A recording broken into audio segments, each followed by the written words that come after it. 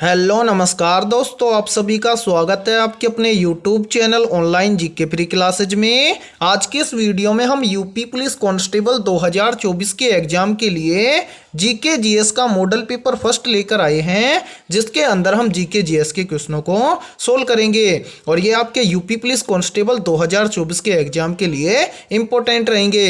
इसलिए इस model paper को आपको कंप्लीट देखना है और इस मॉडल पेपर के एंड में आपको बताना है कि आपके टोटल कितने क्वेश्चन है सही होते हैं। तो चलिए शुरू करते हैं आज के इस मॉडल पेपर को बिना देरी के। पहला प्रश्न है आप सभी के सामने, 2011 की जनगणना के अनुसार उत्तर प्रदेश के किस जिले में सबसे अधिक जनसंख्या थी। मोस्ट इंपोर्टेंट प्रश्न है ये। ऑप्शन ए है गोरखपुर की, ऑप्शन बी है लखनऊ की, ऑप्शन सी है इलाहाबाद की और ऑप्शन डी है बरेली की। तो जल्दी से बताइए इन चारों में से करेक्ट आंसर है क्या होगा। पूछा गया है कि 2011 की जनगणना के अनुसार उत्तर प्रदेश के किस जिले में सबसे अधिक जनसंख्या थी। तो करेक्ट आंसर हो जाएगा सभी का ऑप्शन है सी, यानी कि 2011 की जनगणना के अनुसार जो उत्तर प्रदेश का इलाहाबाद जिला है उसकी जनसंख्या सबसे अधिक थी। तो करेक्ट आंसर हो जाएगा सभी का ऑप्शन है सी। तो चलिए अगला प्रश्न देखते हैं। सेकंड प्रश्न है आप सभी के सामने, नीलम संजीव रेड्डी के कार्यकाल के बाद भारत के राष्ट्रपति कौन बने थे। तो जल्दी से बताइए इन चारों में से करेक्ट आंसर है क्या होगा।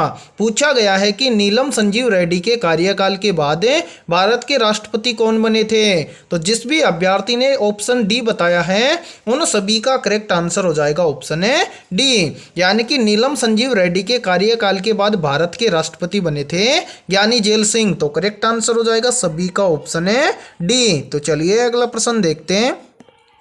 तीसरा प्रश्न है आप सभी के सामने, निम्नलिखित में से कौन सा शहर गोदावरी नदी के किनारे स्थित नहीं है। मोस्ट इंपोर्टेंट प्रश्न है ये। तो इसके लिए आप सभी के सामने चार ऑप्शन दिए गए हैं, इन चारों ऑप्शंस में से करेक्ट आंसर है क्या होगा। तो जल्दी से बताइए कमेंट बॉक्स के अंदर। पूछा गया है कि इन चारों में से कौन सा शहर गोदावरी नदी के किनारे स्थित नहीं है। तो यहाँ पर देखिए तीसरे में करेक्ट आंसर हो जाएगा सभी का ऑप्शन है बी, यानी कि जो नवसारी शहर है वो गोदावरी नदी के किनारे स्थित नहीं है। तो करेक्ट आंसर हो जाएगा सभी का ऑप्शन है बी। और यहाँ पर देखो एक प्रश्न और भी पूछ लिया जाता है आपसे कि प्रायद्वीपीय भारत की सबसे बड़ी नदी कौन सी है। तो करेक्ट आंसर हो जाएगा आपका इसके अंदर भी, यानी कि देखो प्रायद्वीपीय भारत की सबसे बड़ी नदी कौन सी है, तो वो हो जाएगी आपकी गोदावरी नदी। ठीक है, और इस प्रश्न का करेक्ट आंसर हो जाएगा सभी का ऑप्शन है बी। तो चलिए अगला प्रश्न देखते हैं। चौथा प्रश्न है आप सभी के सामने, वर्तमान में भारतीय संविधान में कितने भाग हैं। मोस्ट इंपोर्टेंट प्रश्न है ये। ऑप्शन ए है 15, ऑप्शन बी है 20, ऑप्शन सी है 25 और ऑप्शन डी है 30। तो इन चारों में से करेक्ट आंसर क्या होगा जल्दी से बताइए। आपसे पूछा गया है कि वर्तमान में भारतीय संविधान में कितने भाग हैं। तो करेक्ट आंसर हो जाएगा सभी का ऑप्शन है सी, यानी कि जो वर्तमान में भारतीय संविधान में जो भाग हैं वो कितने हैं, 25 हैं। तो करेक्ट आंसर हो जाएगा सभी का ऑप्शन है सी। और यहाँ पर देखो एक प्रश्न और भी पूछ लिया जाता है यहाँ से कि भारतीय संविधान में वर्तमान में अनुसूचियों की संख्या कितनी है। तो याद रखना वर्तमान में भारतीय संविधान में अनुसूचियों की संख्या है 12। तो चलिए अगला प्रश्न देखते हैं। पांचवा प्रश्न है आप सभी के सामने, सर्वाधिक राज्यों को स्पर्श करने वाला उत्तर प्रदेश का जिला कौन सा है। वेरी वेरी इंपॉर्टेंट प्रश्न है ये, चाहे तो आप इस प्रश्न का स्क्रीनशॉट भी ले सकते हैं। आपसे पूछा गया है कि सर्वाधिक राज्यों को स्पर्श करने वाला उत्तर प्रदेश का जिला कौन सा है। ऑप्शन ए है सोनभद्र, ऑप्शन बी है गोरखपुर, ऑप्शन सी है इलाहाबाद और ऑप्शन डी है देवरिया। तो इन चारों में से आपको करेक्ट आंसर बताना है जल्दी से। तो क्या होगा इसका करेक्ट आंसर है। तो यहाँ पर देखिए जिस भी अभ्यर्थी ने ए बताया है उन सभी का करेक्ट आंसर हो जाएगा ऑप्शन है ए, यानी कि जो उत्तर प्रदेश का सोनभद्र जिला है वो सर्वाधिक राज्यों की सीमाओं को क्या करता है, स्पर्श करता है। तो करेक्ट आंसर हो जाएगा सभी का ऑप्शन है ए। और यदि ये वीडियो आपको पसंद आ रही है तो फटाफट से इस वीडियो को लाइक कर दो और चैनल पर यदि आप पहली बार जुड़े हो तो चैनल को कर लो सब्सक्राइब और बेल आइकन को प्रेस करना, ताकि आने वाली नई वीडियो का नोटिफिकेशन भी सबसे पहले आपको देखने को मिले। तो चलिए अगला प्रश्न देखते हैं। छठा प्रश्न है आप सभी के सामने, भारत में राष्ट्रीय मानवाधिकार आयोग की स्थापना कब की गई थी? तो यहाँ पर देखिए चार ऑप्शन दिए गए हैं। ऑप्शन ए है 2000 में, ऑप्शन बी है 1995 में, ऑप्शन सी है 1993 में और ऑप्शन डी है 1950 में। तो इन चारों में से आपको करेक्ट आंसर बताना है कि भारत में राष्ट्रीय मानवाधिकार आयोग की स्थापना कब की गई थी। तो यहाँ पर देखिए करेक्ट आंसर हो जाएगा छठे के अंदर सभी का ऑप्शन है सी, यानी कि 1993 के अंदर राष्ट्रीय मानवाधिकार आयोग की स्थापना की गई थी। और यहाँ पर देखो काफी बार कंप्लीट डेट भी यहाँ पर पूछ ली जाती है कि पूछा जाता है कि भारत में राष्ट्रीय मानवाधिकार आयोग की स्थापना कब हुई थी।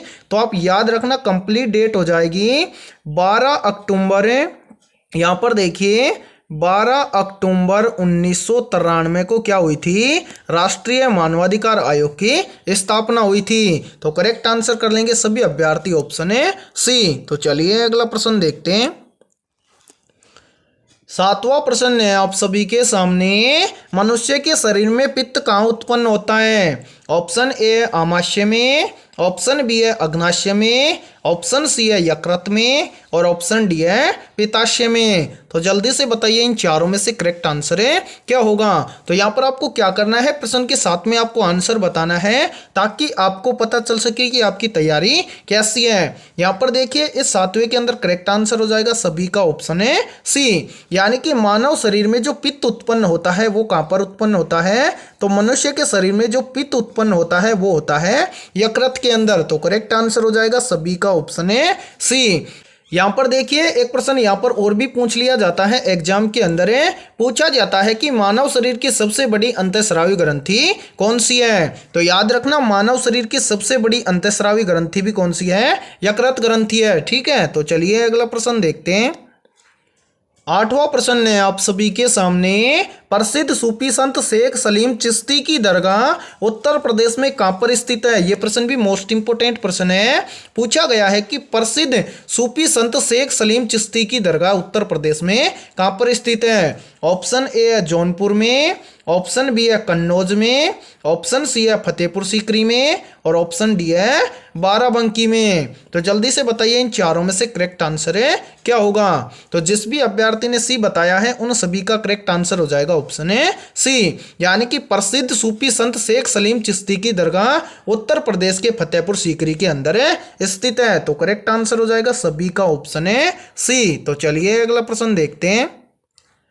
नौवां प्रश्न है आप सभी के सामने, हिमालय की तीसरी सबसे ऊंची चोटी कौन सी है? मोस्ट इंपोर्टेंट प्रश्न है ये और इसके लिए चार ऑप्शन दिए गए हैं। तो इन चारों ऑप्शंस में से करेक्ट आंसर है क्या होगा, जल्दी से बताइए कमेंट बॉक्स के अंदर है। पूछा गया है कि हिमालय की तीसरी सबसे ऊंची चोटी कौन सी है? तो यहाँ पर देखिए करेक्ट आंसर हो जाएगा नौवे के अंदर सभी का ऑप्शन है डी, यानी कि हिमालय की तीसरी सबसे ऊंची चोटी है माउंट कंचनजंगा। ठीक है, तो करेक्ट आंसर कर लेंगे सभी अभ्यर्थी ऑप्शन है डी। तो चलिए अगला प्रश्न देखते हैं। 10वां प्रश्न है आप सभी के सामने, भारत की पहली महिला राज्यपाल कौन बनी थी? मोस्ट इंपोर्टेंट प्रश्न है ये। Option A Sarojini Naidu, option B है सुष्मिता सेन, ऑप्शन सी है प्रतिभा पाटिल और ऑप्शन डी है ममता बनर्जी। तो यहाँ पर देखिए इन चारों में से करेक्ट आंसर हो जाएगा सभी अभ्यर्थियों का ऑप्शन है ए, यानी कि भारत की पहली महिला राज्यपाल बनी थी सरोजनी नायडू। तो करेक्ट आंसर हो जाएगा 10वें में सभी का ऑप्शन है ए। और आपके जितने भी दोस्त यूपी पुलिस एग्जाम की तैयारी करते हैं तो उनके पास भी इस वीडियो को ज्यादा से ज्यादा शेयर करें। तो चलिए अगला प्रश्न देखते हैं। 11वां प्रश्न है आप सभी के सामने, भारत का पूर्वी समुद्री तट किस नाम से जाना जाता है? मोस्ट इंपोर्टेंट प्रश्न है ये। ऑप्शन ए है दीघा तट के नाम से, ऑप्शन बी है मालाबार तट के नाम से, ऑप्शन सी है कोंकण तट के नाम से और ऑप्शन डी है कोरोमंडल तट के नाम से। तो इन चारों में से करेक्ट आंसर क्या होगा, जल्दी से बताइए कमेंट बॉक्स के अंदर है। यहाँ पर देखो आपसे पूछा गया है कि भारत का पूर्वी समुद्र तट किस नाम से जाना जाता है? तो करेक्ट आंसर हो जाएगा सभी का ऑप्शन है डी, यानी कि जो भारत का पूर्वी समुद्री तट है वो कोरोमंडल तट के नाम से जाना जाता है। तो करेक्ट आंसर हो जाएगा सभी का ऑप्शन है डी। तो चलिए अगला प्रश्न देखते हैं। 12वां प्रश्न है आप सभी के सामने, साइमन कमीशन भारत कब आया था? ऑप्शन ए 1927 में, ऑप्शन बी है 1928 में, ऑप्शन सी है 1929 में और ऑप्शन डी है 1930 में। तो यहाँ पर देखिए इन चारों में से करेक्ट आंसर हो जाएगा सभी का ऑप्शन है बी, यानी कि साइमन कमीशन भारत आया था 1928 में। तो करेक्ट आंसर हो जाएगा सभी का ऑप्शन है बी। तो चलिए अगला प्रश्न देखते हैं। 13वां प्रश्न है आप सभी के सामने, भारत का सबसे अधिक साक्षरता वाला राज्य कौन सा है? Option A Andhra Pradesh, option B है महाराष्ट्र, ऑप्शन सी है केरल और ऑप्शन डी है गुजरात। तो जल्दी से बताइए इन चारों में से करेक्ट आंसर है क्या होगा। आपसे पूछा गया है कि भारत का सबसे अधिक साक्षरता वाला राज्य कौन सा है। तो जिस भी अभ्यर्थी ने 13वें के अंदर सी बताया है उन सभी का करेक्ट आंसर हो जाएगा ऑप्शन है सी, यानी कि भारत का सबसे अधिक साक्षरता वाला राज्य कौन सा है, वो है केरल। ठीक है, तो करेक्ट आंसर हो जाएगा सभी का ऑप्शन है सी। तो चलिए अगला प्रश्न देखते हैं। 14वां प्रश्न है आप सभी के सामने, भारत के प्रथम गवर्नर जनरल कौन थे? तो यहाँ पर देखिए आप सभी के सामने 4 ऑप्शन दिए गए हैं। इन चारों में से आपको करेक्ट आंसर बताना है कि भारत के प्रथम गवर्नर जनरल कौन थे। तो जिस भी अभ्यर्थी ने ऑप्शन ए बताया है उन सभी का करेक्ट आंसर हो जाएगा ऑप्शन ए, यानी कि भारत के प्रथम गवर्नर जनरल थे लॉर्ड विलियम बेंटिंक। तो करेक्ट आंसर हो जाएगा सभी का ऑप्शन है ए। तो चलिए अगला प्रश्न देखते हैं। 15वां प्रश्न है आप सभी के सामने, काजीरंगा राष्ट्रीय उद्यान किस राज्य में स्थित है? मोस्ट इंपोर्टेंट प्रश्न है ये। ऑप्शन ए है उत्तराखंड राज्य में, ऑप्शन बी है असम राज्य में, ऑप्शन सी है गुजरात राज्य में और ऑप्शन डी है राजस्थान राज्य में। तो यहाँ पर देखिए इन चारों में से करेक्ट आंसर हो जाएगा सभी का ऑप्शन है बी, यानी कि जो काजीरंगा राष्ट्रीय उद्यान है वो असम राज्य के अंदर स्थित है। तो करेक्ट आंसर कर लेंगे सभी अभ्यर्थी ऑप्शन है बी। और यहाँ पर देखो एक प्रश्न और भी पूछ लिया जाता है कि एक सींग वाले गैंडे किस उद्यान में पाए जाते हैं। तो याद रखना एक सींग वाले गैंडे पाए जाते हैं किस उद्यान के अंदर है? काजीरंगा राष्ट्रीय उद्यान के अंदर। ठीक है, प्रश्न बनता है कि एक सींग वाले गैंडे असम राज्य के किस उद्यान के अंदर पाए जाते हैं। तो जो असम राज्य का जो काजीरंगा राष्ट्रीय उद्यान है इसके अंदर पाए जाते हैं एक सींग वाले गैंडे। ठीक है, तो चलिए अगला प्रश्न देखते हैं। 16वां प्रश्न है आप सभी के सामने, बक्सर का युद्ध कब हुआ था? ऑप्शन ए 1556 ईस्वी में, ऑप्शन बी है 1764 ईस्वी में, ऑप्शन सी है 1527 ईस्वी में और ऑप्शन डी है 1761 ईस्वी में। तो यहाँ पर देखिए इन चारों में से करेक्ट आंसर हो जाएगा सभी का ऑप्शन है बी, यानी कि जो बक्सर का युद्ध हुआ था ये हुआ था 1764 ईस्वी में। तो करेक्ट आंसर हो जाएगा सभी अभ्यर्थियों का ऑप्शन है बी। तो चलिए अगला प्रश्न देखते हैं। 17वां प्रश्न है आप सभी के सामने, भारत का नेपोलियन किसे कहा जाता है? वेरी वेरी इंपॉर्टेंट प्रश्न है ये, चाहे तो आप इस प्रश्न का स्क्रीनशॉट भी ले सकते हैं। आपसे पूछा गया है कि भारत का नेपोलियन किसे कहा जाता है। ऑप्शन ए है बिंबिसार को, ऑप्शन बी है अजातशत्रु को, ऑप्शन सी है समुद्रगुप्त को और ऑप्शन डी है अशोक को।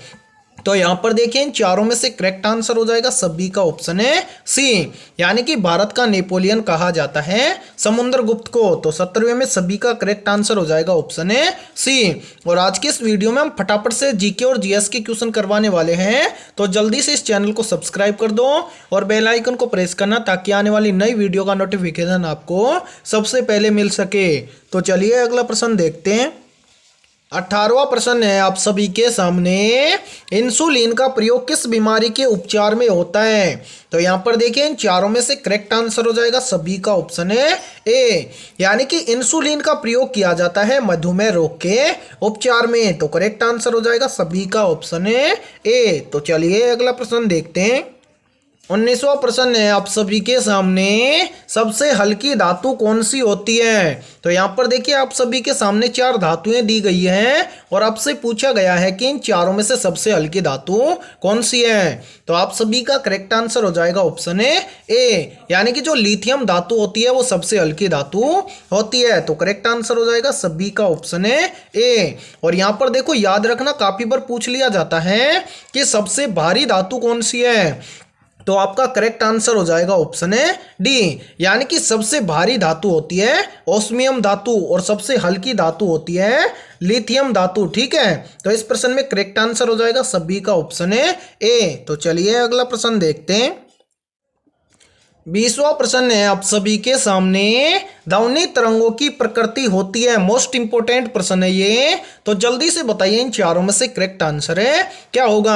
आपसे पूछा गया है कि ध्वनि तरंगों की प्रकृति कैसी होती है, तो जिस भी अभ्यर्थी ने सी बताया है उन सभी का करेक्ट आंसर हो जाएगा ऑप्शन है सी। यानी कि ध्वनि तरंगों की प्रकृति होती है अनुदैर्घ्य। ठीक है, यानी कि जो ध्वनि तरंगे होती है अब वो अनुदैर्घ्य प्रकृति की होती है। तो करेक्ट आंसर हो जाएगा सभी का ऑप्शन है सी। तो आज की इस वीडियो में इतना ही। वीडियो पसंद आई है तो इस वीडियो को लाइक कर दो। और आज की इस वीडियो में हम यूपी पुलिस कांस्टेबल 2024 के एग्जाम के लिए जीके और जीएस के 20 बहुत ही इंपॉर्टेंट क्वेश्चन करवाए हैं। इन 20 में से आपके कितने क्वेश्चन सही होते हैं सभी को कमेंट बॉक्स के अंदर बताना है। और 20 में से जिस भी अभ्यर्थी के 17+ प्रश्न सही हुए हैं उनकी तैयारी बेहतर है। और आपके जितने भी दोस्त यूपी पुलिस एग्जाम की तैयारी करते हैं तो उनके पास भी इस वीडियो को ज़्यादा से ज़्यादा शेयर करें। तो फिर मिलते हैं ऐसे इंपॉर्टेंट क्वेश्चनों के साथ सुबह 11 बजे।